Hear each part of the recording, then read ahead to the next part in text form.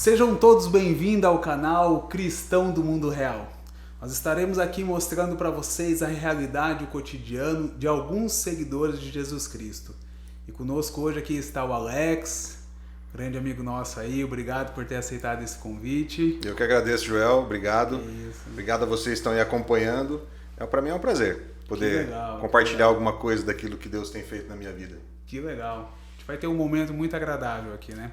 Em nome de Jesus. Mas fala um pouquinho de você para nós aí. Bom, vamos lá. Você falou, sou Alex, né? Muita gente me conhece apenas como Alex, mas na verdade o meu nome é um mix de etnias, digamos assim, que o meu nome na realidade é Alexander, né? Cara, tem gente que até hoje não acredita, mas é Alexander meu nome. Eu não sabia. Pouca gente sabe. É um nome russo, aí meu sobrenome um é alemão e o outro é espanhol, então acho que meus pais brincaram um pouco aí com as nações aí e tal no meu nome. Mas, enfim, é Alex, todo mundo me conhece como Alex mesmo, né? No Facebook, Instagram e por aí, eu assino também, é Alex Veiga, né? Então esse sou eu, sou um rapaz latino-americano e tenho 42 anos, estou completando 43 esse mês agora de julho. E casado, já sou casado já há alguns anos, deixa eu fazer a conta rápida na cabeça aqui, que vai dar... Vai apanhar em casa. 13 anos casados, casei em 2008, vai fazer 13 anos, eu casei exatamente no dia do meu aniversário para não ter erro, né, de esquecer. Eu brinco com minha esposa que foi o meu presente no meu aniversário foi me dar para ela. Temos uma filha, a Maria, é uma menina especialíssima, completa 11 anos esse ano, né? Então ela é assim muito legal assim a gente ter essa criança na nossa vida, porque a gente consegue ver muita coisa boa assim, sabe? A graça de Deus através da vida dessa menina. Geralmente a gente olha alguns pais, mães aí que têm filhos e geralmente falam: esse meu filho só me dá dor de cabeça, porque essa criança, né? Alguma coisa nesse sentido. Pai, principalmente, que às vezes se deixa a mãe se virando sozinha, né? Mas nós não, nós temos esse sentimento de realmente viver como família. Principalmente no tempo que a gente está vivendo agora, né? A gente vê que não existe mais uma... no mundo hoje, a família parece que ela está sendo deixada de lado, né? Então a gente se preocupa muito com isso, eu e minha esposa, em realmente sermos família. Mas o que é que você faz, assim? Conta pra nós alguma coisa que você faz no seu dia a dia que tem essa preocupação. Cara, eu procuro sempre dar a maior atenção possível para ela. Como é uma menina, né? Tá começando a entrar naquela fase ali da mudança um pouquinho dos hormônios e tal, né? Indo para 11 aninhos ali e tudo, então é engraçado algumas coisas que acontecem. Então eu procuro estar presente como uma figura de homem, mas paterna, obviamente, né? Não quero que ela me veja como um primeiro amor de namoro, assim, porque geralmente tem essa utopia, né? Mas eu procuro fazer para ela, demonstrar para ela o máximo de coisa que ela, talvez num futuro aí, quando ela for procurar um namorado, alguma coisa, ela olha assim: não, esse aí tem que ser melhor que o meu pai. Então, por exemplo, todos os dias ela encosta do meu lado, quando eu estou em casa ela chega, eu chego em casa, ela já olha para mim, já faz assim, aí eu já sei que ela quer vir correndo e pular no meu colo, mas cara, ela já tá com mais de 1,5 metro, assim, sabe? Então é engraçado, ela pula, quase já encosta o pé no chão, no meu colo aqui, mas todos os dias a gente faz isso, e aí quando eu sento no sofá da sala, ela senta do meu lado, ela só olha para mim assim e fala: papai, faz uma massagem nas minhas costas. Aí você, tá bom, Maria, vamos lá, eu faço a massagem. Daí eu termino de fazer a massagem entre aspas, aí você fica apertando as costas dele. Aí pede pra fazer, termina ali e daí já pede pra apertar as mãozinhas dela. Aperta a mão, aí aperta o pé. E sempre quando eu faço isso, eu penso nisso que eu acabei de dizer, sobre essa questão de, poxa, o dia que ela for encontrar um homem pra vida dela, tem que ser melhor do que eu. Melhor do que como eu trato ela. Então é essa preocupação, né, em ser família, já pensando também no futuro, né? E a mãe dela, obviamente, com toda aquela questão de mulher, né? De mostrar as coisas femininas, coisas que a mulher tem que transmitir para as mulheres mesmo, né? Que legal, você tem a preocupação ali no teu relacionamento com a tua esposa em relação ao que a sua filha vê? Claro, todo tempo, né? Até a gente brinca, às vezes a gente Com a minha esposa a gente tem o mesmo carinho que eu tenho com a minha filha, eu tenho com a minha esposa também em casa. Que legal. A gente senta, também fica abraçado no sofá assistindo televisão. Mas ela pula pra você pegar no colo também? Não, não, eu ia falar uma coisa que não é melhor deixar, né? Senão eu tenho que dormir no sofá. Mas isso não tem, mas assim, a gente tem esse carinho de homem e mulher, né? De marido e esposa e tudo. A gente não fica se beijando e se agarrando, né? Como, né? Mas na frente da minha filha, obviamente, porque temos que fazer as nossas vezes também, né? Mas na frente dela a gente dá um beijinho de vez em tipo um selinho, alguma coisa. Mas é engraçado que quando ela era mais novinha, a gente brincava com ela, às vezes quando passava alguma coisa na televisão, principalmente quando a gente está assistindo filme, assim, que daí não tem como ser, né? E aparece às vezes até um beijo homossexual, por exemplo. Eu só olhava para ela e fazia, né? Aquele, credo. Daí, então, até hoje, ela, às vezes eu e minha esposa, a gente dá um beijinho assim dela, papai. É bem engraçado, cara. É bem gostoso, realmente, ter esse tipo de comportamento, assim. Que legal, que bacana. Muito bom, bicho. E ela quando nasceu alguma coisa, ela chegou a dormir com vocês no quarto, alguma coisa assim? Quando normal, né, cara? Quando é muito nenezinho, assim, na verdade, para não judiar tanto da minha esposa, porque tinha que ficar acordando de madrugada, às vezes para dar de mamar no peito e tal. Então ela teve um período que a gente colocou ela para dormir no quarto, mas não na cama, né? Ela dormia, a gente colocou o berço do lado da cama e ficou ali por alguns meses só. Depois a gente já começou a colocar ela no quarto dela, né? E até hoje é no quarto dela. Claro que tem aquele dia ou outro que às vezes ela assiste um filme lá que aparece alguma cena, né, de algum terror, alguma coisa, que é a fase do medo, né?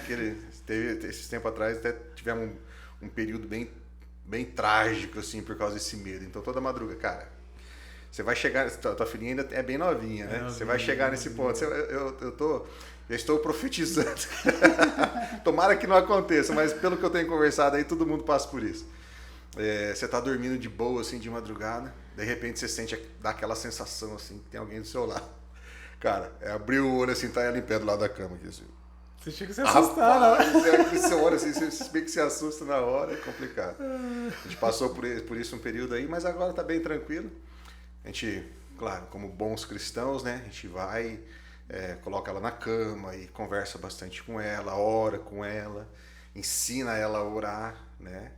Então já sabe fazer a oração do Pai Nosso, né? Então essas coisas que a gente vai ensinando para a criança, memorizar alguns versículos, né? Salmo que fala, em paz me deito e logo pego no sono, porque só tu me fazes repousar seguro. Então são algumas coisas que eu vou ensinando para ela quando vai dormir, para ela, se ela acordar de madrugada, né? Às vezes escuta um barulho, alguma coisa e lembra do filme It, lembra do Jason, lembra de alguma coisa. Então ela puxa na memória esse versículo e tal, e sabe que Deus está protegendo e que é só coisa da cabeça. Que bacana, cara. Temos que ter essas artimanhas, né, cara? Tem que ter, como né? pai, como mãe, a gente tem que se virar, né? Porque hoje o mundo ele oferece muita coisa ruim, na verdade. Bastante. E aí as amizadezinhas também que vão surgindo, né, conforme vai passando o tempo. Então nós temos que realmente nos preocupar. Como cristãos, a gente tem que ensinar os valores que são eternos, né, cara? Que estão aqui nesse livro aqui, né? Os valores que realmente valem a pena a gente viver, né? Porque senão não faz sentido. Né? Tem um pastor, você deve conhecer, o pastor Irã, o mestre, brinco com ele. Ele tem uma pregação que ele fala sobre a questão da vida, né? Muita gente fala que, minha vida, meu corpo, minhas regras, essas questões e tal. Mas fora de Deus nós não temos vida, nós temos simplesmente existência, né? Nós só temos vida a partir do momento que o dono da vida, o autor da vida, ele chega em nós e nos proporciona essa vida, né? Então, diante desse conceito, a gente tem que viver para Deus, né, cara? Porque Ele que é o dono da vida e Ele que nos dá essa vida. Alex, nesse momento de pandemia aí que a gente acabou tendo uma oportunidade de viver mais, né, com a esposa, com uma filha, como que foi isso para você? Foi bom? Cara, foi muito bom, na verdade, porque teve muita coisa que eu perdi num período, assim, da minha filha, principalmente, né? Uma idade que ela tinha logo no começo ali, desde quando ela nasceu até uns 5, 6 aninhos ali, eu perdi muito porque trabalhava muito, né? O dia inteiro trabalhando e à noite estudando, né? Fiz alguns anos de faculdade, depois fui para um seminário, estudei seminário também. Então eu perdi muito tempo da vida da minha filha. Hoje eu olho para trás, esse tempo assim, eu fico tentando buscar na memória algumas coisas que eram muito pouco tempo mesmo, sabe? Depois das 6 até as 7 horas, basicamente, era o tempo que eu tinha com ela. Saía cedo, ela estava dormindo. Chegava de noite, ela já estava dormindo, né? Nossa. Então eu tinha um pouquinho de horário de almoço, que você quase não aproveita, né? Porque você tem aquela correria de chegar, já fazer as coisas e tal. Então era aquele período das 6 até as 7, às vezes ficava até umas 7h30 para brincar com ela, alguma coisa. Então eu perdi esse tempo. Então, nesse lance da pandemia, eu aproveitei, né? Que bacana. Porque como ficamos em casa, eu não fiquei muito, na verdade, né? Porque no nosso ramo a loja não fechou. Os dias que fechou aqui na cidade, obviamente a gente fechou, mas sempre tinha coisa para fazer, né? Então, mas mesmo assim deu para aproveitar. Tô aproveitando, né? Porque ela não vai para a escola, ela fica em casa fazendo aquele, até esqueci o nome agora, homeschooling, né? Alguma coisa assim, sei lá, assistindo as aulas na escola, dentro de casa e tal. Então isso foi bom. Já para minha esposa, eu já, né? Mais tempo aqui, tô brincando. Mas ela é professora também, sabe? Então ela passa bastante tempo em casa. Até eu tive que brigar com ela um dia, que daí ela estava começando a ficar muito estressada, brigar no bom sentido, né? Porque ela estava ficando muito assim, nervosa, muito estressada, porque ela é aquele detalhe, cara, quando a gente está acostumado a ir para o nosso local de trabalho, lá é o nosso local de trabalho. Sim. Saiu de lá, você deixa as coisas para trás, aí você chega na sua casa, aqui é o seu refúgio, né? A gente sempre tratou assim, né? A nossa casa é o nosso refúgio, é o lugar onde a gente quer ter paz, é o lugar onde a gente quer descansar, a gente quer sentir o amor da família e tudo mais. E aí ela trouxe o trabalho dela para dentro de casa, como professora, então ela começou a dar aula em casa. Chegou um dia que eu tive que falar para ela assim, não dá, né, meu? Você abre a porta de casa assim, a sala de aula tá aqui na mesa da casa, aqui na mesa da sala de jantar. Mas aqui, algumas atitudes dela começou a mudar com vocês ou não? Muda por causa da preocupação com o trabalho, né? Porque, por exemplo, ela não se desligava, ela perdeu a separação. Então tinha dia que ela ia 10h30 da noite, ela tava no computador ainda, cara. Resolvendo coisas da escola e preparando aula e fazendo não sei o que. Eu falei, e nós? Né? E nós? Vem aqui no meu colinho. Aí acabou. Hoje já. E ela me conta que tem dia que às vezes ela vai para a escola que ela trabalha. Tá só ela lá na escola, dando aula. Mas faz essa divisão. Para isso, para nós termos esse... poder dividir, né, cara? Porque é importante, né, Alex, você saber separar, né? Exatamente. Porque se você chegar em casa, imagina, um dia ali que foi turbulento, um monte de dor de cabeça, um monte de pepino, você vai descontar de quem não tem nada a ver, né? Exatamente. E em mim ela não desconta, porque eu sou maior que ela, né? E bem maior, né? Aí ela... Mas assim, realmente, cara, às vezes sem perceber, né? Ela dava umas na nossa filha, assim, Maria. Ela dávamos assim na Mariá e eu só olhava pra ela assim, falando, deixa a Arcos terminar aí, vamos conversar logo. Mas é normal, né, cara? São ossos do ofício, digamos assim, né? Às vezes a pessoa faz e não percebe. Por causa disso, não estava conseguindo separar os ambientes, né? Então hoje não, graças a Deus, está tudo resolvido, então voltou a paz ao nosso lar. Mas vocês se dão muito bem, pelo jeito, né? Cara, eu gosto de falar isso, bicho. A gente tá junto já tem muito tempo, cara. Eu comecei a namorar com ela em 1998. Em 1998 eu tinha 20, ela tinha 16. E nós namoramos bastante tempo, né? A gente ficou muito tempo junto namorando, porque ela sempre teve aquela de querer estudar e não sei o que e tal. E eu também nunca me preocupei assim, aquela coisa, tem que casar, eu quero casar, sabe? Nunca tive essa... Porque tem muita gente que é assim, cara, não quero namorar, quero casar e pá, e tchau. E de repente você vê muitos casamentos sendo destruídos aí por causa dessa loucura, né? Nós não, cara. Então a gente, desde 1998 juntos, né? Então dá quanto tempo aí? Rapaz, vai dar 23 anos, né? 23 anos. Vai fazer como namoro também no mês de julho. Só não vou lembrar o dia exato, mas acho que é ali dia... Nem lembro, né? Dia 7. Nem chuta, então. Dia 7, não, talvez dia 7, ou dia 18, ou dia 13. Mês de julho, né? Então esse mês de julho agora tá completando 23 anos que a gente tá junto. Que legal, cara. Né? Então a gente namorou durante 9. Você foi o primeiro namorado dela? Não, ela teve umas paquerinhas assim antes, sabe? Mas sério foi o primeiro? Sério foi o primeiro. Quer dizer, bem sério, né? Então, cara, nesse período que nós estamos juntos, nós brigamos uma vez só. Sério? E não foi nem uma briga, na verdade. Foi mais um ataque de ciúme, sabe? Que durou... Foi num sábado à noite, numa mocidade, na igreja. Depois da escola dominical, no domingo de manhã, já tinha voltado. E não brigaram mais? Não, a gente nunca brigou, cara. A gente nunca brigou. Sério? A briga de vocês ali é uma conversa? Não existe briga. A gente não consegue brigar. Não tem motivo para brigar. A gente não tem assim aconteceu isso. É claro que tem aquele grande dilema, acho que da humanidade, principalmente para nós homens, mulheres que estão assistindo isso. Nunca digam, a gente chega para vocês e pergunta o que aconteceu, você fala nada. Pronto, aí você não, Deus o livre. Esse nada semântica é muito grande, né? Tem muita coisa em volta do nada ali que você fica confuso.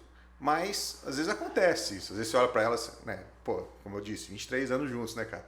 Você olha, você sabe que tá chateada com alguma coisa, se fecha e tal, pergunta o que aconteceu. Nada. Pronto, aí você fala, que nada, que eu fiz, né, cara? Já fico o dia inteiro. Não, eu aprendi a lidar. Eu sei que é o tempo dela, é o momento dela pensar nas coisas, aí deixa, tal. Lá no fim da tarde, depois que ela interagiu com outras pessoas e tudo, eu chego e volto no assunto, aí existe a conversa. Então a gente não briga, não tem? Não existe motivo para briga. Nunca dei motivo, ela também nunca me deu motivo. Então, vocês conseguem se entender, então. Exatamente. Você acha que isso é o que? É um respeito, uma busca por entender o outro? O que você acha que... Cara, assim, ela sempre foi criada, desde quando nasceu, num lar cristão, né? Completamente cristão, assim. Nós somos da Igreja Luterana Livre, né? E ela cresceu nessa igreja. Eu cheguei nessa igreja já adolescente. Eu cresci num ambiente onde a minha mãe, cara, era aquele tipo de pessoa assim que abraçava o mundo, sabe? A gente nunca passou necessidade, nunca teve assim também esbanjar, mas a gente sempre viveu bem. E minha mãe ganhava muito bem, cara, o salário dela, assim. Então a gente era para ter bens e coisas tudo, mas ela sempre ajudava as pessoas. Sempre trazia mais um, sempre cabia mais um. Por exemplo, minha mãe já faleceu, né? Mas se ela estivesse viva ainda hoje, chegasse aqui, ela ia conversar com você como se ela te conhecesse desde pequenininho, né? Conversar com o Danilo que está atrás das câmeras ali da mesma maneira, como se conhecesse desde pequenininho. Minha mãe era assim, ela não tinha um tempo ruim. Então eu cresci dentro dessa atmosfera de amor, amor extremo, assim, todo mundo, né, cara? Então, cara, meio que quando eu conheci minha esposa, ela tinha 8 anos. Esses dias.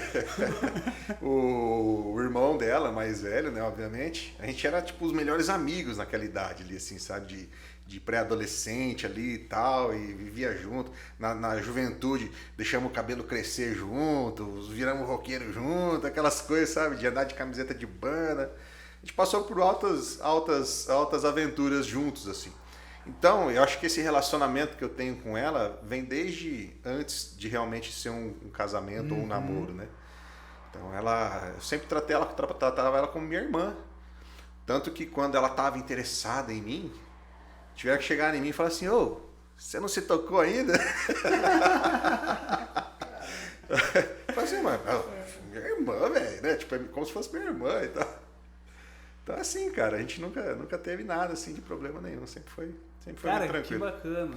É interessante porque se a gente for ver os casais de hoje em dia, é briga em cima de briga, né? Briga em cima de briga, exatamente. Rapaz, e dentro disso, cara, olha que interessante. por causa do nosso relacionamento, por causa do nosso comportamento ou do nosso temperamento, assim, nós somos bem tranquilos, assim.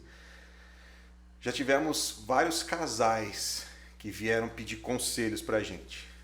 Nós já ajudamos aí alguns casais a restaurarem os seus casamentos. Que bênção. É como se fosse um ministério, digamos assim, que Deus nos deu. Né? É um ministério. A gente não tomou como um ministério, né? A gente olha como uma ajuda, um auxílio mesmo.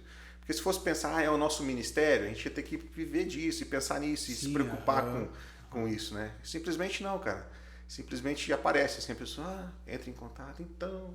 Do nada aparece uma mensagem no meu celular, assim, o que esse cara quer? Você vai ouvir... Então, tá acontecendo isso comigo, com fulano de tal, né? A gente pensa, tá bom, Deus, mais um desafio. Mas, Alex, é muito interessante, porque até a pandemia hoje, se a gente for ver, né, quantos casais que realmente se conheceram na pandemia, que não tinham muito tempo, né, para ficar juntos, se conheceram e se separaram. É porque daí conheceu de verdade, né? Não sei. Mas acontece, cara, isso é interessante isso aí, porque... Cara, se a gente for parar para analisar a pessoa que trabalha, por exemplo, no período normal, aí, 8 horas por dia, às vezes ela passa mais tempo, às vezes não, ela passa mais tempo com seus colegas de trabalho do que com a sua família. Sim. Eu fiz um cálculo uma vez, nessa época que eu contei que eu perdi o tempo da Maria, assim, né? Que eu trabalhava e estudava à noite. Tem um colega de trabalho que a gente estudou juntos no seminário. Então, eu passava mais tempo com ele do que com a minha esposa, ou do que com a minha filha. Então, bicho, nessas épocas, nesse tempo de pandemia, é fácil fazer o cálculo matemático aí, né? A pessoa, ela perde o contato. E quando Deus nos criou, né? A gente vai lá para Gênesis 2, Deus ele olhou para Adão e falou assim, não é bom que o homem fique só. Vou lhe fazer alguém para que faça companhia. Fez a Eva, né? Mas isso quer dizer o quê? Que nós somos seres relacionais. Sim. Então, se nós não nos relacionarmos com o nosso ente querido, né, com a esposa ou com o marido, no caso da mulher, é natural o afastamento, né? Mas eu quero saber o segredo, você também, né, Danilo? Opa! A gente quer saber o segredo aí de ter um casamento assim mais saudável, mais tranquilo, né? E olhou pra trás bolinha. Olhou pra trás bolinha. Quem jogou Mega Drive sabe o que é isso aí. Que é interessante isso, sabe? A gente entender. Eu vou até um pouquinho mais a fundo agora com você em relação a isso. Você e tua esposa. O que você faz? Tipo, na hora de igual você comentou, né? Você vê que ela tá um pouquinho, às vezes, irritada, nervosa. Você se afasta, né? Não, eu não me afasto. Não é que eu me afasto. Eu faço a leitura do comportamento dela. Continuo do lado. Uma coisa que eu aprendi, cara, uma vez, ouvindo uma pessoa contar uma coisa que não tem nada a ver com um casamento, mas de um velório, né? Um fulano lá que tinha perdido uma pessoa querida, ele se fechou, porque perdeu a pessoa. E esse amigo dele chegou para ele e não falou nada no luto dele ali durante o velório, mas sempre esteve do lado do cara, de um lado para o outro. Onde o cara ia, ele estava junto. Ele ficou próximo. Então essa leitura que eu fiz, eu trouxe também para o meu casamento. Bacana. Né? Então, por exemplo, hoje, tanto tempo junto, a gente consegue ver como é que a pessoa está se comportando, né? O que ela está passando e tudo mais. Não sei o que aconteceu, mas eu sei que alguma coisa trouxe ela a ficar com aquele sentimento. Então eu pergunto, primeira coisa, eu falo, o que aconteceu? Aí vem o nada. Quando vem esse nada e a cara continua fechada, se não esboça nenhum tipo de reação diferente que vai mudar ali, não vai dar aquela abertura para o diálogo se estender, eu já fico quieto. Puxo outro assunto, converso outra coisa, vira um monólogo na realidade, né? Sim, porque você só fala, o pergunta e responde, né? Não estende a frase, né? Mais ou menos assim. Mas eu fico ali, sabe? Não tento... Você não fica entender, curioso para saber? Não tento entender. É como eu falei, deixa passar o dia, porque daí ela vai se relacionar com outras pessoas. Porque daí é aquilo, né, bicho? Quando a gente tem uma intimidade, claro, é fácil a gente explodir perto de quem a gente conhece. Sim, né? sim. Agora, com pessoas que são desconhecidas, você vai se botar aquela máscara de, né, puxar o sorrisinho, pelo menos aquele sorriso amarelinho falso, vai fazer de conta que tá tudo bem, né? E é isso que acontece. Daí ela vai, passa o dia, como eu falei, ela é professora, então ela vai para a escola, chega lá na escola, ela conversa com outras amigas dela, vê criançada e olha para as mães na tela do computador e tal, e distrai, faz a função dela, que ela tem que fazer, que é dar aula. Quando chega no final da tarde, a gente se encontra de novo. Às vezes sempre quando a gente se encontra, que ela vem onde eu trabalho, né? Porque é próximo. Então ela chega ali e a gente vai embora junto. Então sempre ela vem caminhando com uma amiga. E de longe eu já vejo como é que tá. Se elas estão dando risada, eu falei, opa, chegou aqui, a hora que dá tchau pra mim, eu já vou perguntar. E aí, vai me contar agora ou não? E assim vai, cara. E você não fica curioso durante o dia? Ah, fica, né? Cara, eu sou muito curioso. Não é o problema é o que da curiosidade, né? Que você fica assim, o que eu fiz, cara? Meu Deus, será que eu larguei meu WhatsApp aberto lá no WhatsApp web e ela viu alguma coisa e interpretou errado? E você já fica pensando um monte de bobeira. Será que eu curti a foto de alguém que eu não lembro? Você fica pensando um monte de coisa. E como vocês são nessa questão de redes sociais? Assim, é tudo aberto? Você e ela, cada um tem acesso? Tudo aberto, normal? Cara. Ela não fica... Cara, eu chego em casa, deixo meu celular em cima meu celular não tem senha. Legal. O celular dela também não tem senha. Né? Uma coisa que a gente conversou quando a gente começou a ver os lances das redes sociais. Até peço desculpa para algumas pessoas que fazem isso, mas eu particularmente não acho bacana quando você coloca lá, por exemplo, Vanessa, o nome da minha esposa, né? Facebook, Alex e Vanessa. Ou Vanessa, ou Alex, né? Cada um é um ser individual, você cara. Nunca sabe pra quem você tá mandando mensagem. Não, e não só isso, né, bicho? Não só isso, né? Sejamos sinceros, né, cara? Existem coisas que só homens podem conversar, né? Sim. Existem coisas que só mulheres podem conversar, né, cara? Ou coisas que os homens querem ver, ou coisas que as mulheres querem ver. É natural, mano. É normal, nós somos seres humanos, não somos seres celestiais, santos totalmente. Nós somos seres humanos. Uma hora ou outra a gente vai querer dar uma olhadinha em alguma coisa diferente que a gente não gostaria que a esposa visse, ou ela vai olhar alguma coisa que ela não gostaria que a gente olhasse. Tipo o quê? Tipo o quê? Vamos falar, vamos por aí. Cara, nós somos homens, né? Homens são visuais, não é? Então, poxa, de repente eu tô aqui mexendo na rede social e aparece uma propaganda, sei lá, de uma casa uma loja de esportes, né? Aí tem umas modelos ali que são bonitas. Você não passa rápido, você dá aquela...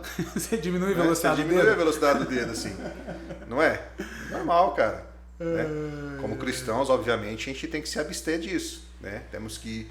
É uma construção, na realidade. Não é um toque de mágica. Agora eu virei crente, bom, não tenho mais esse vício. Não. É dia a dia, né? Se algum pastor chegar aqui e falar isso pra mim, eu vou querer que o cara me passe qual que é o segredo. Porque o cara falar que, né... O comprimidinho, né? Deve ser um comprimido. Porque... Igual da Matrix, lá, a Red Pill ou a Blue Pill, né? Qual das duas pílulas, né? Se existe isso, né? Cara, a Bíblia é muito clara quando fala que o diabo anda ao nosso derredor, tentando nos tragar, né? Então ele vai saber exatamente onde ele vai atingir. Então cada um tem a sua fraqueza. E como você é em relação a isso? Eu sou bem tranquilo, cara. Sou bem tranquilo. É o que eu falei. É uma construção. Já fui muito pior já. Aquilo até hoje eu dou risada. Às vezes tá andando na rua, aí você vê de longe uma mulher bonita, né? Ela passa do meu lado, às vezes eu nem olho, eu ignoro. Como eu falei, é uma construção. Né? Não é que eu ignore de não ignorar. Eu olhei ela de longe, a hora que ela chegou perto de mim, eu resisti ao diabo e ele fugirá de vós. Passou, foi embora. E eu continuo na minha. Você ficou mentalmente orando. Exatamente. Né? E vai nessa. Antigamente, né? Quando a gente não tem o conhecimento assim, né? A gente cai mesmo, cara. E hoje eu dou risada quando às vezes tá andando, você vê os caras. O cara, por exemplo, passa de moto, passa no meu cara. Nossa, você vê que vai bater. Fica torcendo pro cara bater. É muito engraçado, né? E as mulheres também têm os seus costumes, as suas preferências, né, cara? Normal, bicho. Né? A gente já vi mulher reparando em homem, da mesma forma como a gente repara nas mulheres, os homens reparam nas mulheres, né? Então é É normal, a gente tem que se controlar, né? A Bíblia fala que a gente precisa ser cristão, e o ser cristão é se parecer cada vez mais com Cristo. E a única coisa que Deus espera das nossas vidas é isso. A gente se parecer com Cristo, né? Gerar essa intimidade com Ele ao ponto de se parecer cada vez mais com Cristo. E parecer com Cristo é isso, cara. É fazer com que essas coisas que são naturais da carne, elas fiquem de lado. E não é à toa que Paulo escreve em Gálatas lá o fruto do Espírito, né? Uhum. E lá é o quê? O último adjetivo, digamos assim, do fruto do Espírito, o que é? Domínio próprio. E é difícil, né? É difícil, mas não é impossível. Não. É simples você fazer a leitura, você lê, mas não é fácil você viver, realmente. Mas a gente precisa, cara. É como se fosse, eu costumo falar pro pessoal assim, que é como se você fosse para uma academia. A gente vai pra academia, eu não, né? Você, né? Vai pra academia.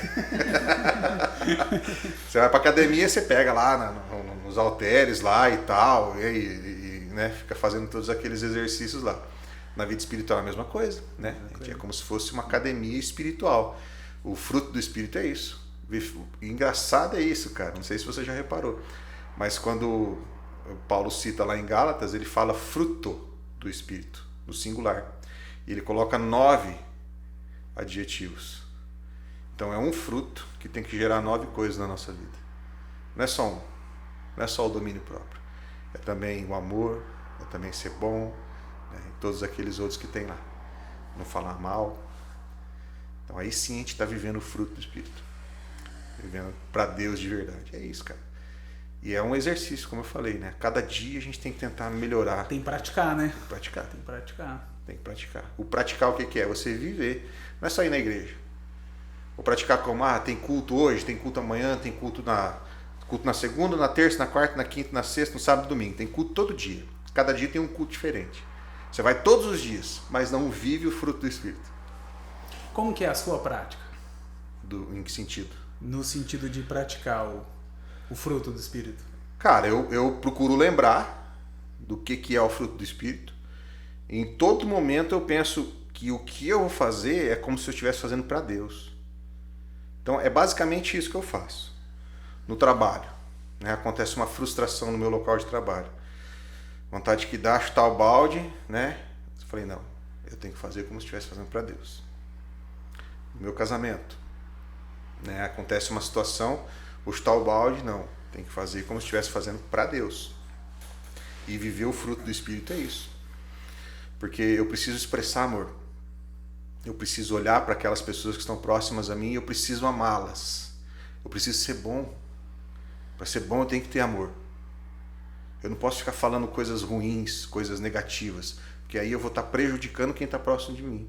Para fazer isso eu tenho que ser bom e tenho que ter amor na minha vida. E você já se pegou nesse momento? Você falando coisa ruim ou coisa negativa e aí você... Já.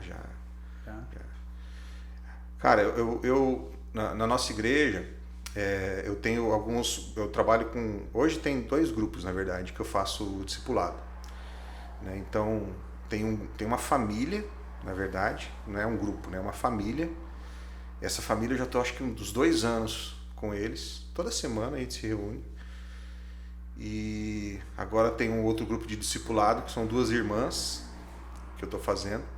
Eu e minha esposa, né? A gente faz juntos. E é muito bom, porque nesse trabalho de discipulado, você que é cristão, que está vendo isso aí, faça isso. Procure uma pessoa que seja para você discipular. Porque você, além de ensinar, você aprende também. Uhum. Porque para você ensinar, você tem que fazer, né? Você tem que viver. Então, o que eu converso geralmente com eles é sobre comportamento cristão. Ética, né? A forma que nós nos comportamos perante a sociedade. E agora tem um estudo que eu estou fazendo com a família, que eu falei. A gente está estudando sobre o Sermão do Monte, as bem-aventuranças. Cara, como a gente faz uma leitura superficial daquilo. Como às vezes isso não é ensinado nas igrejas da maneira correta. Porque muitas vezes a gente olha para alguns ensinamentos na igreja que não tem prática. Às vezes o pregador sobe no púlpito e ensina alguma coisa, entre aspas, que não faz você ter uma mudança naquela semana na sua vida. E aí quando a gente olha Jesus, que sobe no monte para ensinar um enorme grupo de seguidores, e ele começa a ensinar várias coisas que estão relacionadas completamente ao nosso comportamento de vida. Se eu não me engano, é no capítulo 5, 6 e 7, Jesus fala sobre finanças, cara. Fala sobre dinheiro. E a gente não olha para esse trecho e entende que isso é para a minha vida, para o meu comportamento como cristão. Então, assim, viver Jesus é difícil, cara. É difícil. Né? É simples. Mas ao mesmo tempo que é difícil, ele é simples. Porque tá tudo ali, tá tudo nos dados, assim, né? Só falta a gente realmente querer mudar, praticar. Muitas vezes as pessoas elas não se incomodam com isso. Estão preocupadas com o quê? Com esse mundo.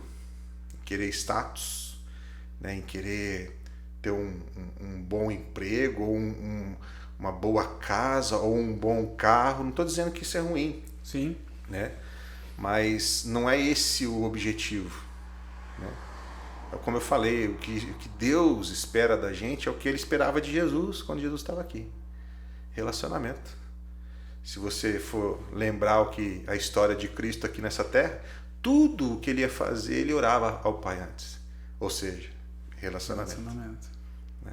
Então, se nós geramos esse relacionamento com Deus, Ele vai plantar no nosso coração, quer dizer, Ele vai nos fazer lembrar que nós fomos criados para a eternidade.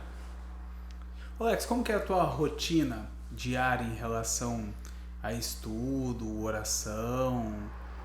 Como que você faz? Cara, a minha rotina diária normal é assim. Eu levanto pela manhã, a primeira coisa que eu faço é sentar na cama e já fazer minha oração.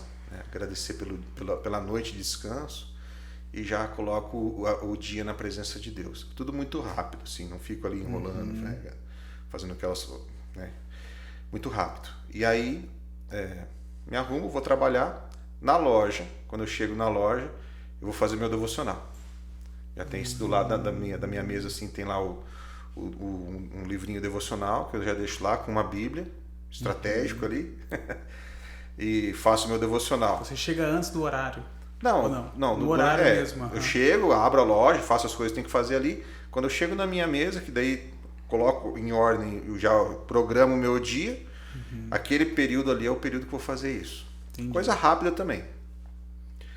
Aí no meio da manhã eu consigo também fazer mais um devocional, daí por um aplicativo de celular, né, que daí eu sigo alguns planos lá. Aquele YouVersion, o aplicativo, YouVersion.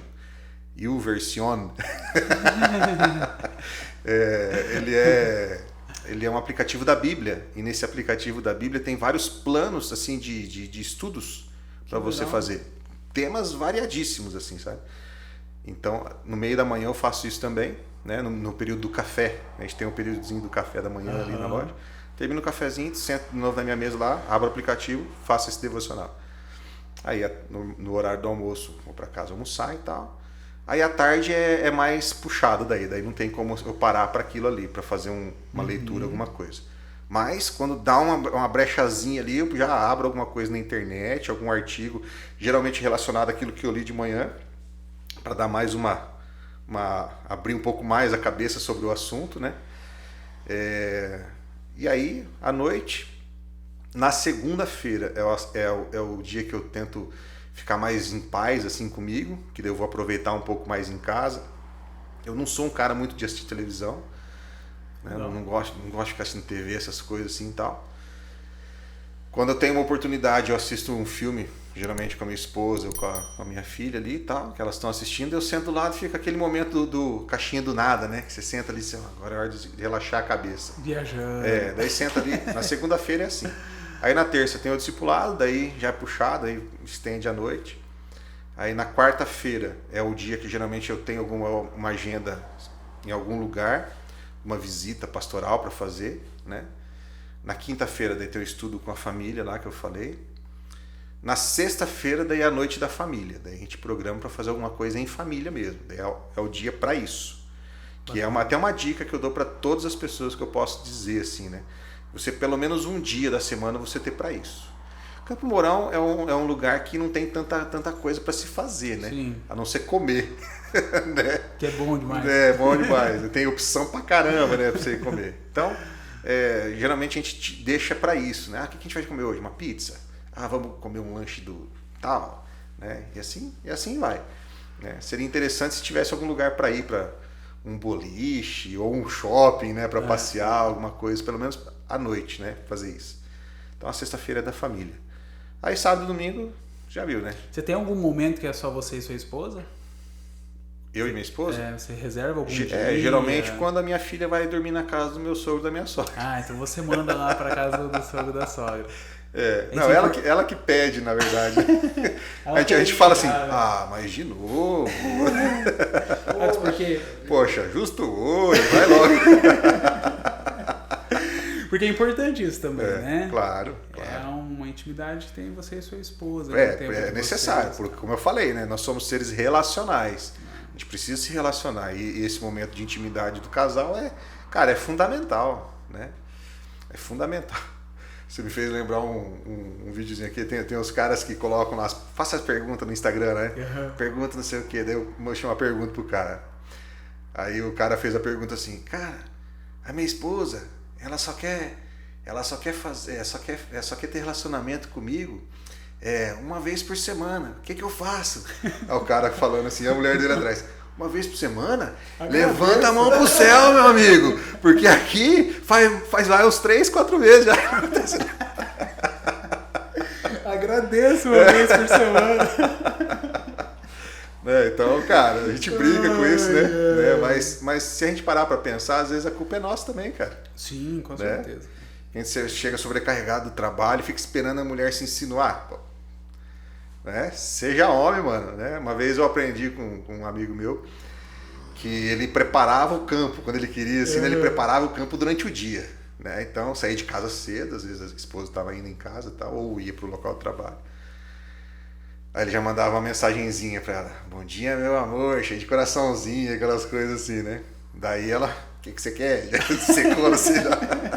E beleza, não falava mais nada. Chegava na hora do almoço, às vezes pegava uma flor, né, num canteiro, alguma coisa que ele viu, chegava no cara, oi meu amor, tudo bem? Entregava a flor pra ela assim. Daí já ia quebrando ali, né? Aquela mulher carrancuda assim e tal. Aí de tarde, às vezes ele preparava alguma coisinha, mandava uma mensagem ou um e-mail pra ela. Aí à tarde, assim, ele chegava já com uma caixinha de bombom e tal. Então ia preparando o campo. Ia preparando o campo. E tá certo, cara. Claro, com certeza. Afinal de contas, cara, é muito importante essa visão de casado, né, do casamento, porque a gente casa com a pessoa, a gente não casa para separar. Sim. Né? Muita gente pensa assim, casou, separou. Se não der certo... se não der certo, separa, daí vai atrás de outro. Não existe isso, cara. A gente não pode pensar dessa maneira. O casamento, as pessoas elas têm que entender que não é só relação sexual também. Sim. Né?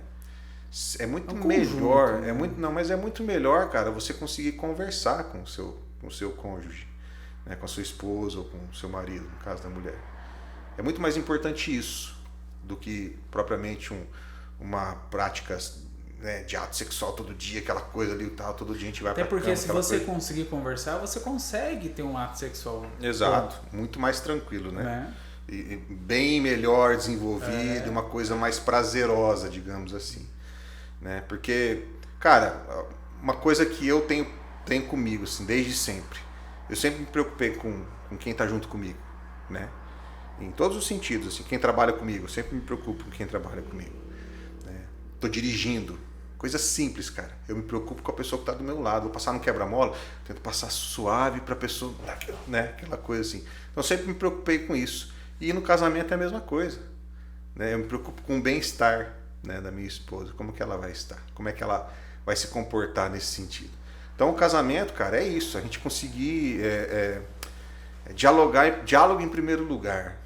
Né, para se entender, para a gente conseguir saber como que é a pessoa que está do nosso lado. Como eu falei, hoje só de olhar para ela eu já consigo fazer a leitura de como ela está se comportando. Vocês têm um momento de oração ali, só vocês dois? Cara, por causa dos nossos horários, a gente quase não consegue ter esse tempo nosso de oração. Né? Mas quando a gente consegue, a gente tá junto ali fazendo oração. Porque como ela é professora e eu trabalho no comércio, então ela sai 6:30 da manhã de casa, né? Eu saio 8 horas de casa. A gente se vê no horário de almoço, muito curto espaço de tempo do horário de almoço, porque ela sai meio-dia e 1 hora já tem que estar de volta. Então, o espaço de tempo no horário de almoço é muito curto. De noite, daí tem essa correria louca aí que eu te falei, né? Que às vezes a gente não consegue parar em casa. E aí quando a gente está em casa, aí ela é muito ela é uma pessoa diurna, ela é do dia. Eu já sou ao contrário, eu sou noturno. Então, às vezes, cara, eu até brinco com ela, tiro o sarro dela, ela fica brava comigo. Mas dá 8:30, 9 horas, ela já tá assim, já. Caindo de sono. Já tá no modo stand-by, assim, já e tal. Então não dá pra gente... Eu conheço uma mulher que é assim. É meio padrão, então, o negócio? A sua também, Danilo? Porque, cara, às vezes eu dá 2 horas da manhã, eu tô assim, de boa, né? Então, só que daí tem que acordar cedo do outro dia. Então, de manhã eu tô ali, devagarzão. Tal. Ela não, ela já tá no pique, já até eu tirei sarro dela. Falei assim, vi um postzinho lá assim, né? Minha mãe, 6 horas da manhã, daí aparece lá, batendo panela e quebrando a casa, né? Daí eu peguei o videozinho e mandei pra ela, ó você aí, ó. 6 horas da manhã, batendo a porta do armário com força e já varrendo a casa, chefe. Essa é o saco. E realmente ela deu risada porque ela se identificou, né? Realmente é assim, cara. Mas é bom, cara, o tempo que a gente tem, final de semana, que daí é um tempo mais tranquilo, né? Que aí ela tá em casa, né? Não trabalha no sábado, eu já trabalho no sábado. Mas é um tempo mais tranquilo. Daí quando a gente tem o espaço ali, a gente sempre conversa. Às vezes a gente não chega para assim, vamos fazer o nosso devocional juntos agora. Não. Ela tem o devocional dela, que ela consegue fazer no horário que ela consegue fazer, assim como eu expliquei como eu faço. Mas aí a gente sempre conversa sobre assuntos e tal. No final de semana, que daí os horários são mais tranquilos ali, a gente senta para almoçar, a gente faz a oração ali juntos e tudo, né? Vocês oram antes das refeições? Quando dá tempo. Mas você ora? Eu faço aquela oração assim, Senhor, obrigado por este alimento, abençoa a mão daqueles que fizeram, em nome de Jesus, amém. E come. Bicho, é engraçado porque não é um método, assim, não é como eu falei, assim, não é uma fórmula mágica, né? Sim. Tem gente que vai orar pro hora do almoço e fala, Senhor, amado, quero te agradecer, né? E faz aquela oração gigantesca, assim. A hora que você abre o olho, tá todo mundo assim, vesgo de fome já. Eu faço isso em acampamento, cara. Eu organizo os acampamentos da nossa igreja, né? Aí eu julgo a piazada, né? Piazada, você nem bateu o sino ainda pra ir pra fila do almoço, já tá aquela filona enorme assim, né? Então tá bom. Deixa comigo, vamos orar. 15 minutos ainda. É assim. Mas é divertido, cara. É bom demais. E ela é parceira até nisso, cara, sabe? Nos ministérios assim que eu tenho participado. Como eu falei aqui, a gente faz os acampamentos da nossa igreja, que são acampamentos tradicionais, inclusive, aqui na cidade, né? Da Luterana Livre. Não sei se na sua infância você foi, mas a galera da Renovada lá, cara, todo mundo ia direto, né? Participava em peso na época, assim. E hoje nós que somos os responsáveis pelos acampamentos, assim, eu e minha esposa. Daí a gente montou uma equipe também para estar junto com a gente, bacana, né? Que é importante, né? Ter aqueles auxiliadores, né? Muito importante. Muito importante. Então ela é parceirona também, cara. Tudo que a gente idealiza para fazer, a gente tá junto. Que bacana, cara, que bacana. Alex, então você sempre foi cristão da sua adolescência para cá? Você nunca se desviou em nenhum momento? Desvia, né, cara? Né? Desvia, assim, no sentido de fazer as coisas erradas, né? Mas deixar Deus, assim, deixar de acreditar em Deus... E o que seria essas coisas erradas? Cara, a gente acaba escolhendo a gente opta por algumas coisas que não condizem com a vida de um cristão, né? Não gostaria de entrar em detalhes aqui, mas assim, no sentido de você ter uma vida prática na igreja, né? Sempre participei dos ministérios na igreja, né? Sempre fui, desde a minha juventude ali, eu era presidente de jovens da igreja, sempre estive envolvido na música, na igreja. Só que chega um período da nossa vida, como eu disse agora há pouco, que o diabo ele descobre as fraquezas, né? E aí ele começa a te soltar isso. E aí é um conjunto de coisas que te fazem cair, né? Não é simplesmente aquilo que aconteceu. É um conjunto de fatores que vão sendo construídos. No meu caso, não vou dizer que eu caí, mas que eu dei uma esfriada. Entendi. Né? A gente teve alguns problemas com liderança na igreja, há uns anos atrás, e foi desgastante demais, assim, sabe? A gente tentando lutar pela obra, né? Lutar pelo trabalho que a gente vinha fazendo na igreja, e aí uma liderança fraca que tinha na igreja, a gente acabou entrando em discussão, e por ser mais novo, as pessoas não deram credibilidade, sabe? Uhum. E aí isso vai desgastando a gente. Já era pastor na época? Não. Era mais novo, assim, a gente tinha um grupo de louvor na igreja, cara, na época, que era muito conhecido na cidade aqui. Isso ali no início dos anos 2000, sabe? Em 2005 a gente chegou aí para os Estados Unidos, cara. Com esse grupo, chegou aí para os Estados Unidos, cara. A gente tocou lá, a gente ficou 20 dias lá. Fizemos uma turnê nos Estados Unidos. Então a gente tinha um grupo muito legal. E a liderança da igreja na época, ela ficou meio com ciúme, sabe? E aí começou a atacar o grupo. A gente chegava a falar assim, cara, na época, que a gente era uma igreja dentro da igreja. Porque a gente que tinha que se cuidar. A gente não tinha um cuidado pastoral, um cuidado do conselho da igreja, digamos assim. E aí a gente começou a ser atacado ali e tal, e foi desgastando, né? Chegou num ponto onde a gente... alguns saíram da igreja. Acabou a banda? O ministério acabou, né? Porque daí dividiu o grupo. Cada um foi para um lugar. Como que era o nome da banda? Pedras Vivas. Que legal. A gente foi os primeiros Pedras Vivas. Aí hoje existe um outro grupo Pedras Vivas, que até tem CD gravado e tal, né? Mas nós somos os primeiros. O original. O original. E esse nome nasceu de uma peça de teatro, que o nome da peça era Pedras Vivas também. Aí depois a gente colocou o grupo de jovens da igreja como Pedras Vivas, porque eram os jovens que faziam essa peça teatral. E depois passou para o grupo de louvor. Então ficou Ministério Pedras Vivas. E ficamos por muito tempo. Saímos da igreja, aí cada um foi para um lado, teve gente que se perdeu, nunca mais voltou para a igreja nenhuma, né, infelizmente, diante dessa situação. Aí, passados uns anos, cara, um amigo meu, que era de uma outra denominação, e ele sempre gostava de fazer uns louvorzão que tinha na cidade. Aí. Ele chegou em mim e falou assim: Alex, e aí, vamos fazer um louvorzão dia tal, você vem com a tua banda? Eu falei, vou. Nem tinha mais banda, né? Falei, vou. Falei, agora. Marcamos pra ir, falei, agora, como é que a gente faz, cara? Daí eu comecei a chamar uns caras aí pra tocar junto. Daí foi onde a gente montou a banda Pedras Vivas. Que daí tinha os caras que tocavam mais legal daí, assim, né? Da formação original ficaram só 4. Né? Eu, que fazia voz e violão, a Gi, que fazia a voz feminina, né? Uhum. O Adriano, que fazia teclado. E o Valdeci, que era vocal também, fazia voz masculina também. A gente brinca que é o Valdeci Valadão. Aí ele, assim, esses eram os 4. Depois eu chamei um baterista, o Ozias, deve conhecer. Né? Aí o guitarrista, que é o Jonas, também, você conhece. Sim.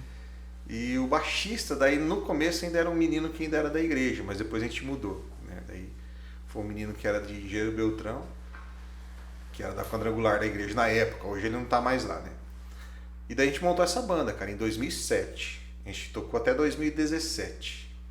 Aí como banda mesmo, a gente tocou também em vários lugares, assim. A gente foi pra São Paulo para tocar em retiros, assim. Olha, que bacana, cara. Na região aqui, todo final de semana quase a gente tava tocando e tal. Então era bem legal, cara. Foi um ministério bem bacana, assim. Só que daí, nesse tempo, você acaba se desligando, né? Daquele processo de estar na igreja. Entendi. De realmente fazer as coisas certas. Não vou dizer que foi um período muito extenso, foi talvez um ano na minha vida, assim, que deu essa balançada, né? Mas então, você só se afastou, então, você não saiu. não cheguei a sair da igreja. Não cheguei a sair Igual da você igreja. comentou, esfriou um pouquinho. Tanto é que foi um período que eu fiquei caçando igreja na cidade. Fui em várias igrejas, visitei várias igrejas, né? Então, nesse tempo, foi o tempo que a gente deu aquela balançada. Assim, Você já estava casado? Ainda não. Não. Ainda não. E aí, passado um tempo, a gente chegou numa igreja. Aí o pastor, a igreja era uma congregação na realidade, não era nem uma igreja, era uma congregação de outra igreja. E aí o pastor me conhecia da história. Daí ele chegou em mim e falou assim: Alex, fui visitar a igreja num domingo e tal, acabou o culto, ele chegou em mim e disse: Alex, você não quer fazer o louvor domingo que vem? Olha isso, só, né, cara?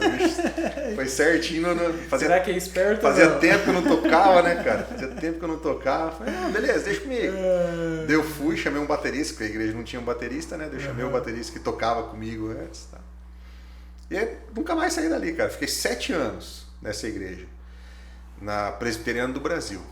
Ah, Presbiteriana do Brasil. Lá na segunda Presbiteriana do Brasil, que é ali no Albuquerque. No Albuquerque? Legal. Fiquei um tempo ali. Então, quem que era o pastor na época? No começo era o pastor Alessandro. O que voltou agora. Que tá agora aqui, tá aí legal. de volta. Então eu até falo assim, foi um período, cara, que foi o meu deserto que eu passei nessa igreja. E a gente sabe que os exemplos bíblicos de deserto é o tratamento, né? Sim. Quando Deus trata a gente. Foi exatamente isso que aconteceu. Então, eu louvo a Deus pela vida do pastor Alessandro por isso, porque ele me trouxe para perto dele. Ele nunca foi aquele cara assim que realmente ficou investigando a minha vida. É igual eu contei a história do cara que acompanhou o outro no luto, sabe? Foi mais ou menos esse sentimento que eu tive com o pastor Alessandro. Ele estava ali, tipo assim, a hora que você precisar. Né? Então foi ali que Deus foi me curando, foi me restaurando e foi trazendo de volta, cara, assim, na minha vida várias coisas que ele já tinha me dado no passado, sabe? Ministérios foram voltando, várias coisas foram voltando na minha vida. Então, nesse período de 7 anos que eu passei na Presbiteriana do Brasil, eu até brincava com a liderança da igreja lá, falava assim, eu não sou presbiteriano, eu estou presbiteriano. Pode acontecer de um dia eu voltar para minha casa, que é a Luterana Livre, né? Eu falava com eles assim, brincando, mas era sério. Tanto é que daí, passado um período desses 7 anos, eu voltei para a igreja, daí voltei fazendo seminário. Mas o que você acha que foi difícil durante esses 7 anos? O que foi difícil? Cara, foi... O que aconteceu, né, na igreja na época, quando a gente saiu, houve muita... O que geralmente é ruim para todas as pessoas. Quando alguém difama você. As pessoas falavam coisas de mim que não eram verdade, assim, sabe? Quem me conhecia e me conhece, escutava e falava, não, mas não pode. Você está falando do mesmo cara que eu conheço? Né? Me lembro até hoje, um dia chegou na loja o Isaías, baterista. Sim, o mestre, né, Isaías. Ele chegou na loja um dia e me contou uma história. Assim, fulano foi na minha oficina e começou a falar de um tal de Alex assim, assim, assado. Ele falou, ué, mas será que é o Alex que eu conheço? Ele não é assim? Né? Então, é onde assim, as pessoas chegavam em mim e contavam o que estava acontecendo, né? Então, isso para mim foi o mais difícil. Porque você ter que provar para alguém aquilo que você não é difícil, cara. Entendi. Porque fica naquela... Eu nunca fui aquele cara que eu gostei de me gabar de quem eu sou, das coisas que eu faço. Isso não é do meu perfil, assim. Tanto é que às vezes eu me prejudico em algumas coisas por causa disso. Aprendi com a minha mãe a ser assim. Né? A gente não fica querendo se vangloriar daquilo que a gente faz. Então, eu fiquei quieto, cara. Fiquei na minha, né? Ficava sempre de boa. As pessoas chegavam. Você chegava a conversar com uma pessoa, você tinha um certo grau de intimidade, a pessoa te esnobava. E ficava, poxa, o que aconteceu? Aí depois você ficava sabendo o que aconteceu, né? Difamaram você. Eu ficava, caramba, bicho, e agora? Deixa Deus trabalhar. O Espírito Santo sempre tocava isso no meu coração. Deixa comigo que essa guerra é minha, né? Não é sua, essa guerra é minha. É a guerra espiritual, né? E realmente é isso. O diabo tentou me afastar daquilo do projeto que Deus tinha na minha vida. Deus tinha tocado no meu coração fazer seminário em 2003, cara. Era para eu ter entrado no seminário, no ano de 2003.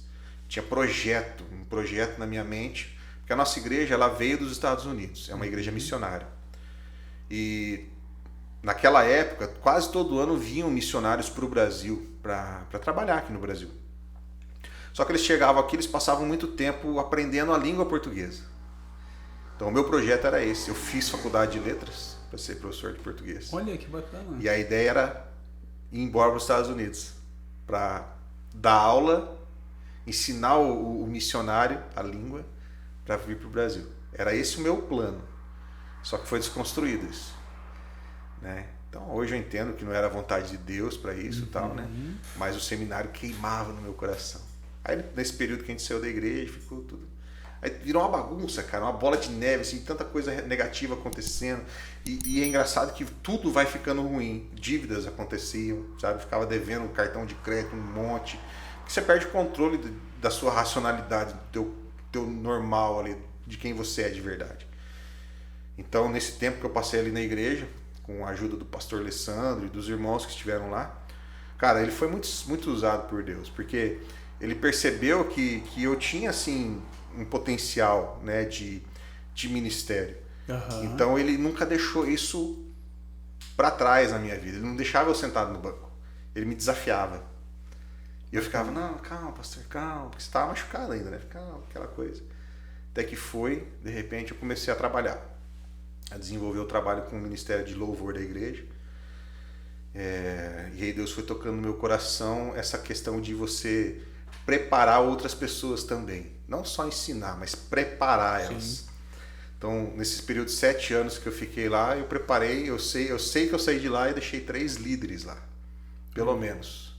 E hoje são presbíteros da igreja, né? Então eu olho para isso e falo, poxa, realmente foi uma construção que Deus fez na minha vida. Foi necessário passar por isso. Aí quando eu voltei para o seminário, foi tudo muito tranquilo, assim, as aulas, assim, sabe? Você tá lá no seminário, você absorvia mesmo aquilo que era ensinado. Então o ministério pastoral para mim hoje, cara, ele não é um desafio. Entendi. Ele é um estilo de vida. Aí essa prática de você se preocupar com pessoas e visitar e saber qual que é o problema que ela tem, tentar ajudar da melhor maneira possível. Eu não assumi uma igreja ainda assim, oficialmente, né?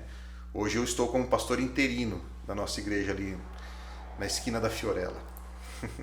Estamos reconstruindo a igreja, né? A igreja está recomeçando. Nesse período que eu estive antes de... né, até o ano passado, digamos assim, eu já tinha feito tudo que um pastor faz. Batizado, tinha feito casamento, já fiz velórios. Então já tive aquela prática mesmo assim de um pastor, do cotidiano de um pastor, né? Visitas pastorais, enfim, tudo mais. E assim vai indo, cara. Legal. E é interessante a gente ver, né? Porque querendo ou não, você teve uma decepção dentro da igreja, né?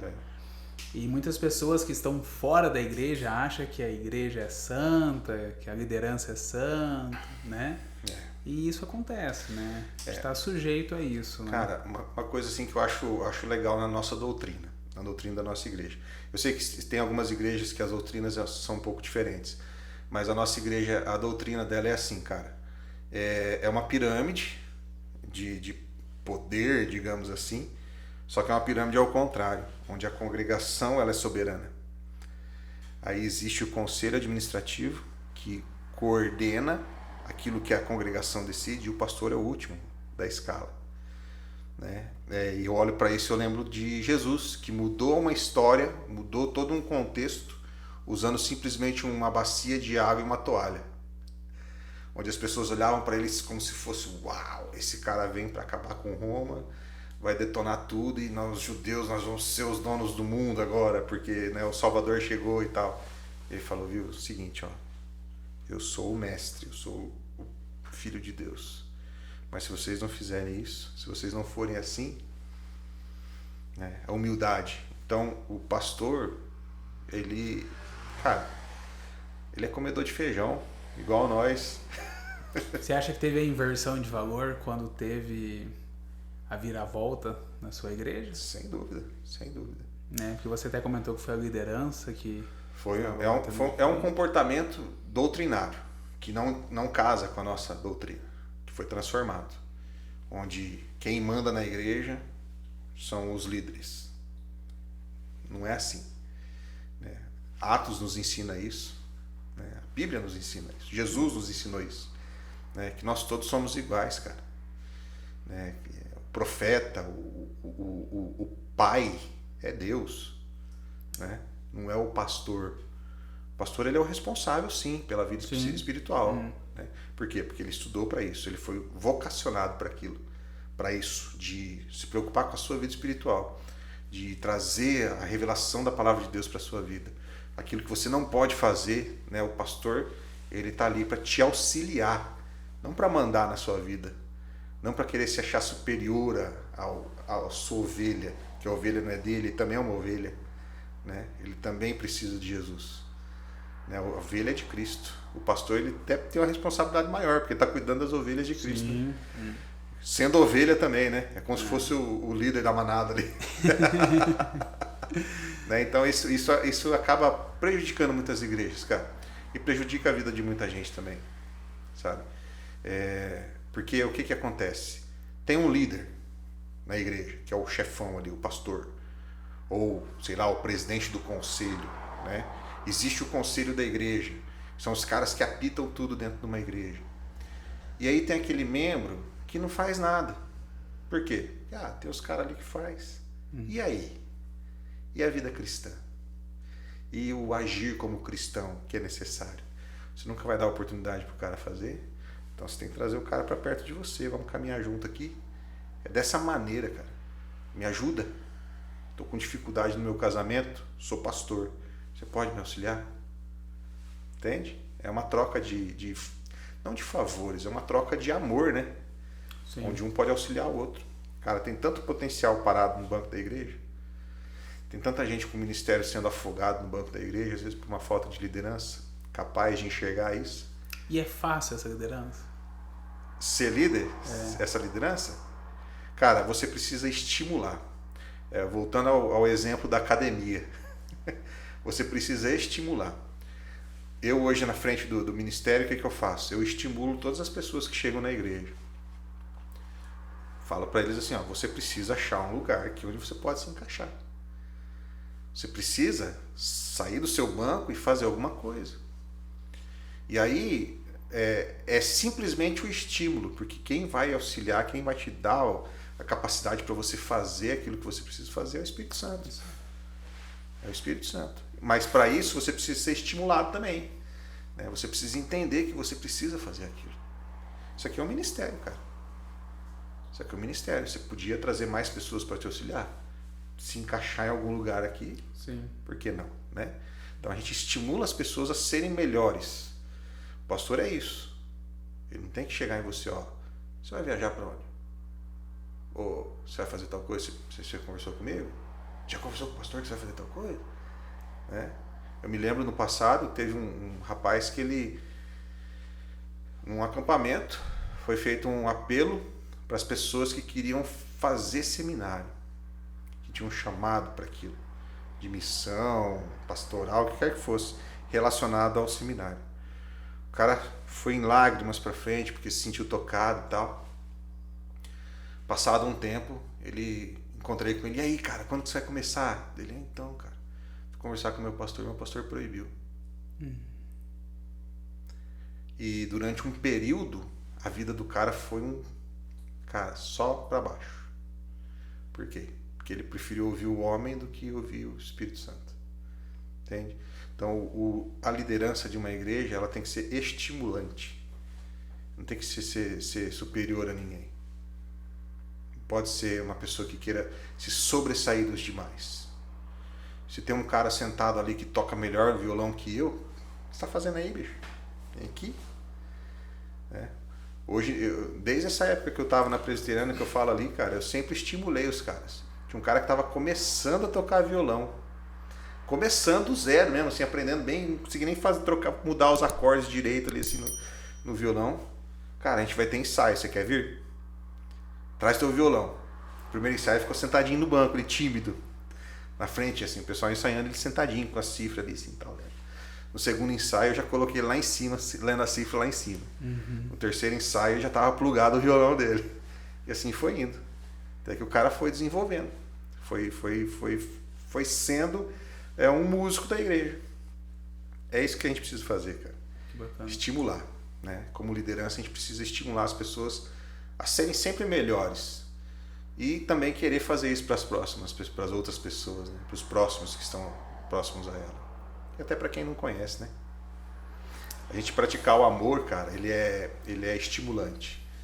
Não sei você, mas às vezes eu vejo um videozinho assim de alguém parando na rua, descendo do carro e dando um prato de comida para alguém. Eu fico emocionado, né? É estimulante isso. E é isso que a gente precisa fazer. Não precisa estar na igreja para fazer isso, mas dentro da igreja é o lugar para isso acontecer. Principalmente dentro da igreja, esse é o lugar para isso acontecer. Não preciso ter aquela liturgia do culto. Bom, vamos começar o culto agora. Toda aquela formalidade, né? Levante agora, abra sua Bíblia. Sente agora, levante agora, vamos cantar. Sente agora, né? Toda aquela liturgia do culto. Cara, natural, né? A gente tem que agir com naturalidade. Tem que ter ordem. Não estou falando para ser bagunçado também, né? Sim, tem que existir uma ordem. Mas quando existe uma verdade naquilo que a gente faz, é tudo natural. Alex, a gente está vivendo um momento que tudo pode.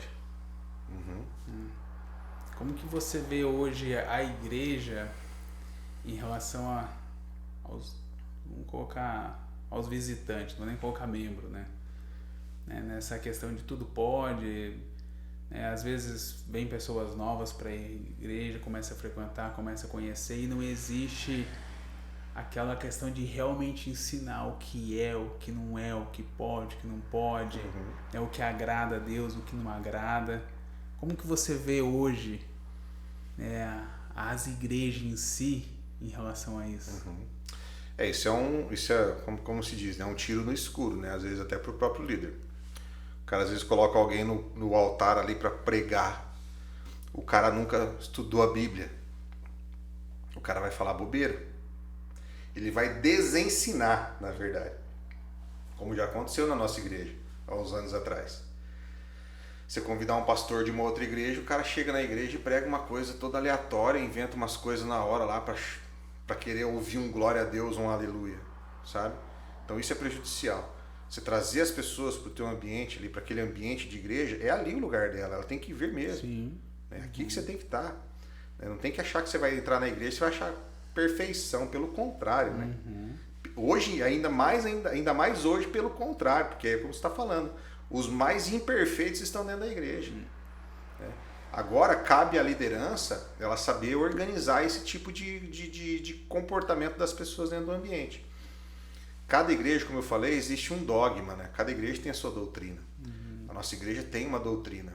Para esse tipo de situação, por exemplo, para a pessoa ser aceita como membro da igreja, ela tem que passar por um período de ensino. A nossa igreja tem um manual evangélico, que é da nossa igreja, que ensina o Pai Nosso, que ensina o credo apostólico, que ensina a Bíblia. Ela fala sobre o que é a Trindade. O nosso manual evangélico é isso. Não está ensinando o dogma da igreja, né? Que a doutrina é essa, não pode beber, não pode não sei o quê. Não é isso. Ela ensina a Bíblia. Coloca esses pontos com versículos, baseando isso. A partir do momento que a pessoa passou por esse período, ela está apta a ser aceita como membro oficial da igreja. Vai entrar no hall de membros da igreja, tudo bonitinho lá, né? Vai receber o envelopinho do dízimo dela, com o nomezinho ali, tudo bonitinho. Muito né? importante. Isso né? E ela vai passar por esse processo. Para assumir um cargo de liderança, aí depende da congregação, como eu falei para você. Então, chega numa reunião, um culto normal ou qualquer coisa lá, uma escola dominical, com os presentes, daí tem uma porcentagem, de acordo com o nosso estatuto, que vai validar isso. A gente chama essa pessoa lá na frente e pergunta: você entendeu o que a Bíblia quer dizer com isso, isso e isso, tal? Você aceita também fazer parte dessa igreja diante dessa situação? Se a pessoa fala sim, aí passa para a congregação. Vamos votar.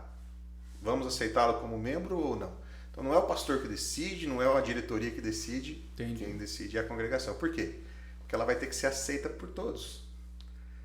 Então não sou eu quem escolho quem vai participar da igreja que eu faço parte. Quem escolhe é a igreja, né? E agora a pergunta que deveria caber aqui: e já teve alguém que foi negado? Claro que isso que eu ia perguntar.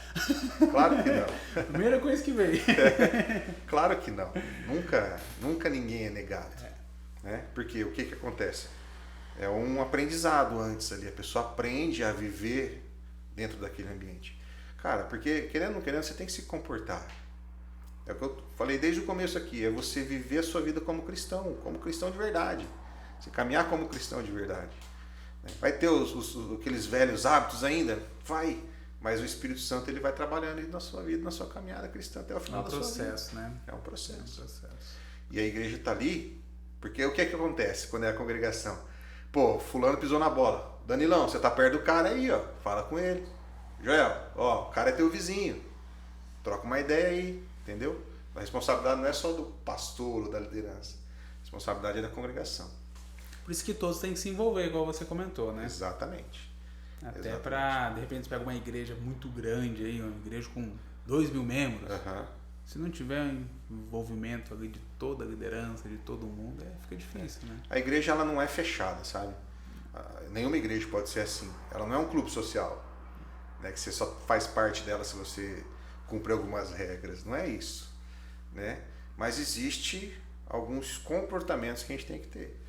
O cara não vai chegar na igreja só de sunga, como se estivesse na praia. Não faz sentido, né? Não faz sentido nenhum. Então, são comportamentos, né? Sim. Comportamentos éticos, digamos assim. Legal. Não, bacana. Alex, obrigado. Obrigado aí por ter vindo bater esse bate-papo com a gente. Foi muito legal. Bacana. Muito interessante a questão aí do teu relacionamento familiar, né? Com a sua esposa, com a sua filha. Maria. Em relação a essa decepção que você teve com a igreja, né?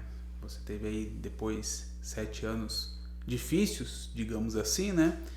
Que mensagem que você passaria para essas pessoas que estão tendo decepções com a sua igreja e nesse momento estão pensando em sair ou desistir? Bom, o que eu posso dizer é o seguinte: a nossa fé, ela tem que ser baseada... Olha para você, olha para lá. Então vamos olhar lá. A nossa fé, ela deve ser baseada exclusivamente em Deus. Quando você está fazendo parte de uma igreja, como eu acabei de citar aqui, existem os dogmas dessa igreja, que a gente olha e sempre com o filtro... Me dá licença aqui. Opa! O filtro é isso aqui, ó. Palavra de Deus. Se os dogmas da sua igreja, da igreja que você faz parte, estão baseados nisso aqui, então tem que ver se quem está errado é a liderança ou é você. Quando os dogmas não são baseados nisso aqui, aí fica fácil decidir. Mas se existe uma decepção, você tem uma decepção talvez com uma liderança na sua igreja, e talvez de alguma coisa que você foi fazer ou de uma bronca que você levou, olha para a sua vida, né? Tudo que a gente vai fazer, a gente deve colocar na presença de Deus. Tudo que a gente vai fazer. E antes de acontecer, e antes de fazer, a gente deve colocar na presença de Deus. Porque muitas vezes a gente toma a decisão de fazer e depois colocar na presença de Deus. Aí não deu certo, a culpa é de quem? Ah, Deus, você não me ajudou nisso aqui e tal, né? Então tudo que a gente vai fazer, a gente precisa colocar na presença de Deus. Se existe esse problema com você, com a liderança da sua igreja, coloca na presença de Deus, porque a luta é dele. A guerra é dele. Porque a Bíblia nos ensina que a nossa luta não é contra carne e sangue. A nossa luta não é contra homens, não é contra a liderança da sua igreja, nem a igreja, a liderança da sua igreja contra você. A nossa luta é contra os espíritos deste mundo tenebroso, né? Então nós temos que colocar na presença de Deus, porque é Deus quem vai lutar essa guerra. E Ele vai te revelar com certeza, dependendo do seu grau de intimidade com Ele. Se você tem um grau de intimidade com Ele, com certeza Ele vai te revelar quem está certo e quem está errado, naturalmente, quando a gente entra num consenso, num dilema desse, é porque já houve um desgaste humano demais. E às vezes uma das partes não orou. Uma das partes não colocou na presença de Deus. Então, o que eu digo para você, que se você está passando por essa situação, ajoelha e ora. Diferente de como diz a música, né? Ajoelha e chora. Ajoelha e ora.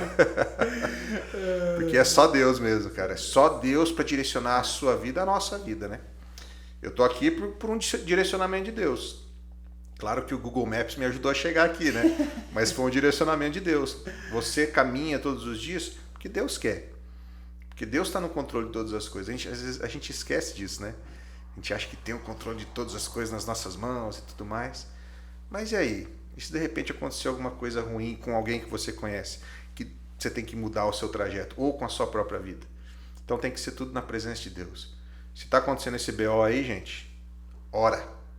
Ora e ora. Amém, amém, meu irmão. Valeu? Obrigado, viu? Eu que agradeço, Deus te abençoe. Amém. Pessoal, abraço. Valeu.